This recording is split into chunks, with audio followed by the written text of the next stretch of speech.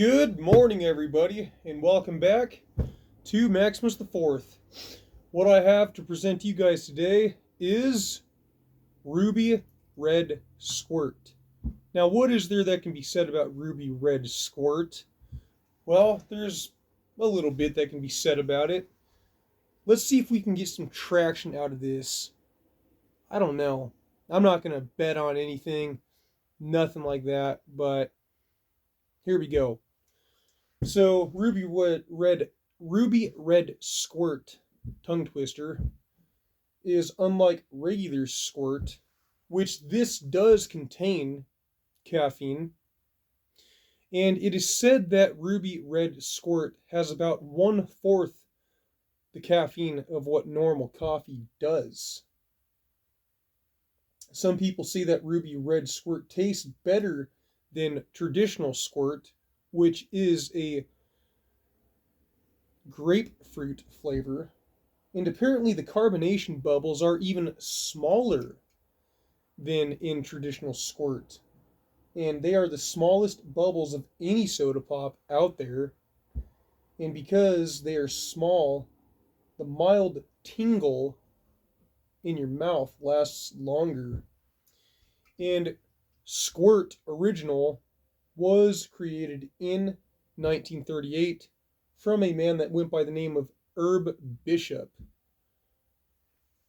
That's pretty much all I had for you guys on this. And as far as the year and the month, overall date of when Ruby Red Squirt was first released is unknown.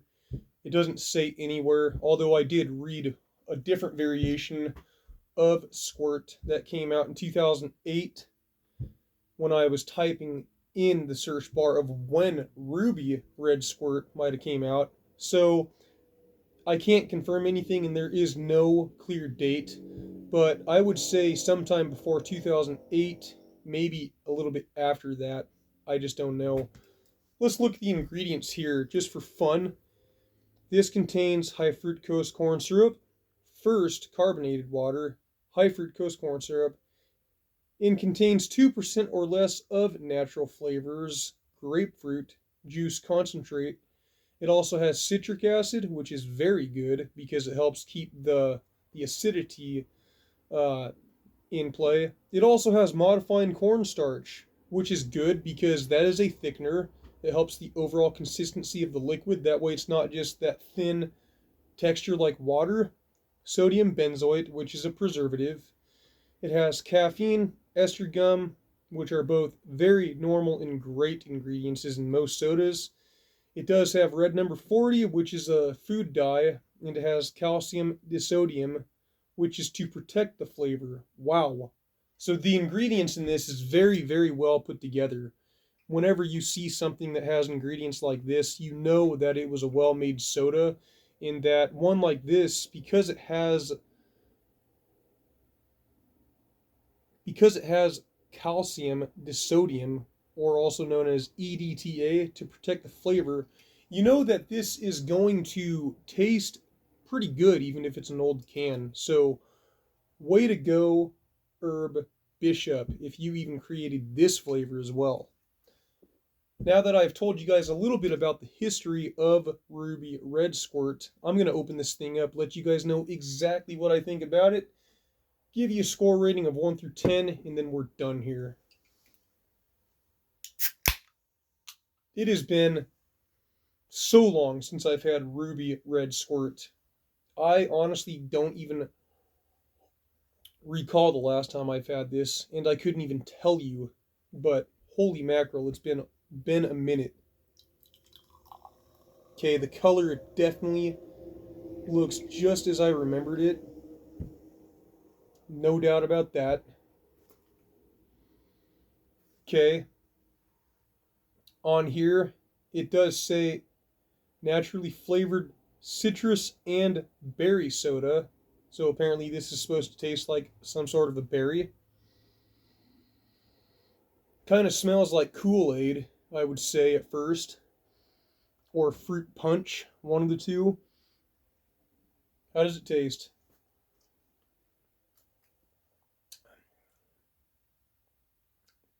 That's pretty funky. Wow. I'm getting oranges in there. I am also getting almost a vinegar taste. I know that's not accurate, but there is this weird freaking aftertaste that is so funky that you really don't know how to describe it any other way than to say that it might taste like vinegar. Weird. But it doesn't taste bad, even though it's weird, if that makes sense. What a funky soda.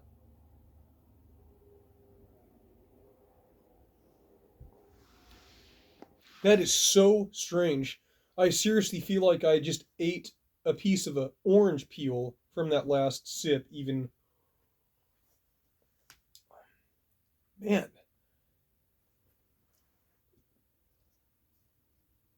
naturally flavored citrus and berry soda? Really?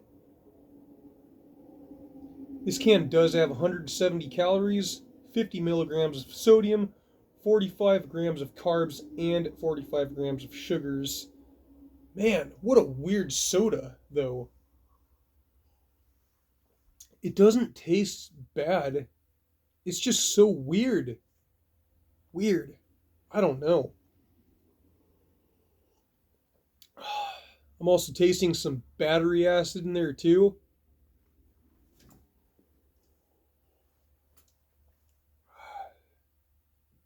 Maybe some fake methamphetamine, which is made with battery acid. I don't know, you guys. This is a weird one. I'm not sure how to score this. But based on what I drank, let me see here. Take a look at the liquid first. You see how thick that is? That absolutely is the modified cornstarch as the thickener. There's no doubt about that. I think they did a really good job with the thickening of it. But overall, man, I'm not sure what I would give this. I just got another hit of an orange peel. So this soda is definitely going to get at least a 5 out of 10. There's no doubt about that. It's definitely not bad. I could easily rate this at an even standstill. But if I'm really sitting down here, thinking really carefully, at the end of the day, I probably would not buy this again. It just doesn't taste that great. I would probably leave Ruby Red Squirt with an overall score of 5.7 out of 10. And if I was feeling very generous, maybe a 6 out of 10. But other than that, Ruby Red Squirt isn't really doing all that much for me.